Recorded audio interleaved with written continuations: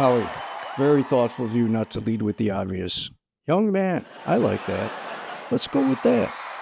Thank you. You're welcome. Although, I think you and I both know that it has a lot less to do with the years and a whole lot more to do with the mileage. What's your name? My name's Don Mogavero, but my students used to refer to me as Dr. Don, which stayed with me. So I still use that when I perform now. And where are you from? I'm from Rochester, New York. What do you do for a living? Well, as I suggested, I started my professional life as a teacher. Post-retirement, though, I spend either most of my time in or in close proximity to the bathroom, going through the latest issue of AARP magazine from cover to cover, and back again from cover to cover. What would winning mean to you? Honestly, Simon, it's not really about the money. Although for someone living on Social Security, it would be a great supplemental income gig, no doubt about that. With $1 million, I can finally get that Barco lounger I've been looking at since I got old. Honestly, though, I think it's about the excitement, the ability to find humor in everyday things. And I'm sure it's the same thing that you all feel when you walk out here in front of a crowd like this. Good answer.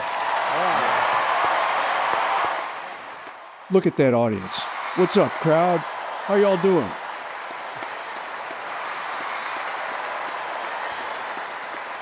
Now that is exciting, intimidating, and a bit scary. I'll be honest with you. I think wearing my designer Depends tonight was a very smart choice. You know, honestly, when you get to be my age...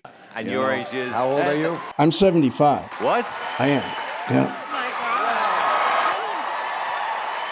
And when you do get to be my age, things start to go. Your hair, your hearing, your erections.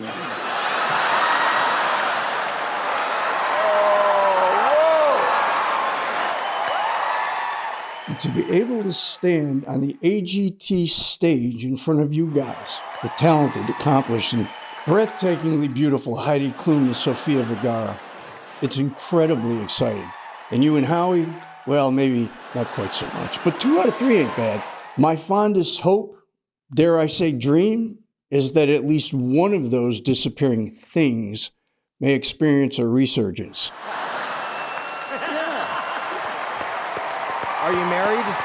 Well, I wasn't till those last remarks, so I'll have to let you know when I get back home. That's a routine. I hope we all get to witness your dream come true. Well, Howie, I'm not so sure I want you to witness that, but I appreciate the offer. And what is it that you're going to do? Well, I was hoping to do stand-up comedy, but I'm honestly not quite sure how that's going to go because I've pretty much been doing it for the last 30 seconds, and you obviously haven't noticed. All right, Dr. Dazzle us with your humor. Howie, you asked me before if I was married. Well, I'm a fan of the institution. In fact, this week, I'll be celebrating a very important and personal milestone in my life. This week, I'll be married 55 years. 5 different wives, but the years were all consecutive. So while I may not deserve that applause, I guarantee you I've earned it. Oh, come on, that's not true. Same woman, all 55 years.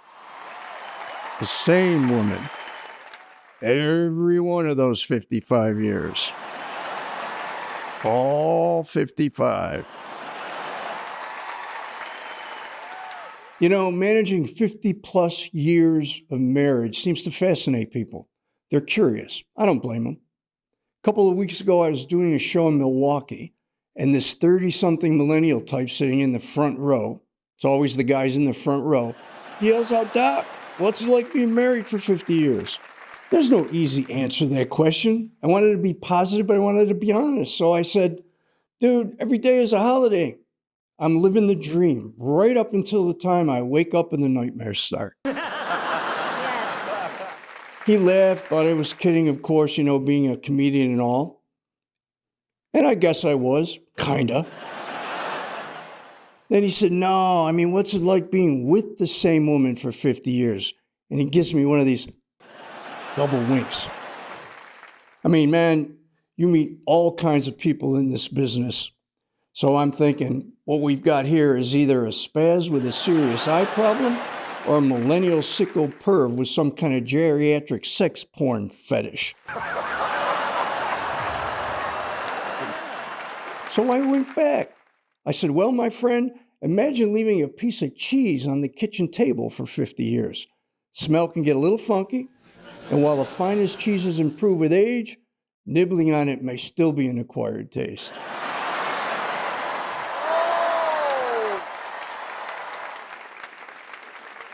I barely got what I thought was a helpful observation out of my mouth when some woman starts screaming at me from the back of the room somewhere. You creepy old boomer, you think that's a joke? You have any idea what a 75-year-old sausage tastes like? Well, no, ma'am, I don't, I said. She yelled right back. Well, you think it's all lipstick and lollipops, Mr. Funny Man Comedian? Wow. I mean, we're in a comedy club with nearly 200 people. You could have heard a pin drop, and she wouldn't stop. I'll tell you what, Mr. Court Jester, why don't you imagine leaving a Nathan's Famous original all-beef ballpark Frank sitting in the cheap seat sun for 9 innings? Used to be plump and juicy.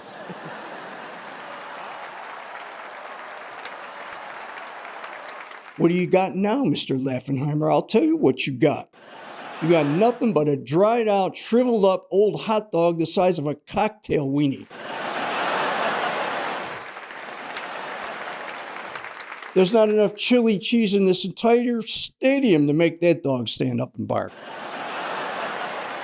Do you have any clue what it's like trying to get that 75-year-old dong to go ding? I gotta use 2 hands. And when that doesn't work, I gotta get out of bed, go down to the garage, grab a battery, a pair of jumper cables. I've already killed 2 car batteries trying to jumpstart that old crankshaft.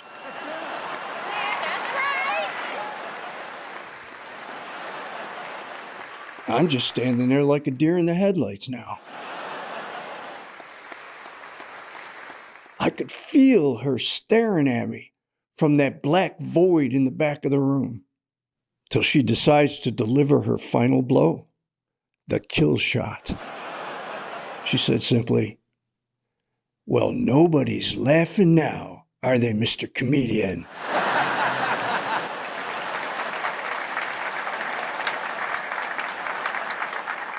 I'll tell you what, those club lights are blinding. You know that, Howie. You can't see past the front row. I couldn't see this woman the entire time. But I'll tell you what, folks, after 55 years of marriage, I'd recognize that voice anywhere. Thank you very much. I appreciate it. Thank you all. Thank you guys.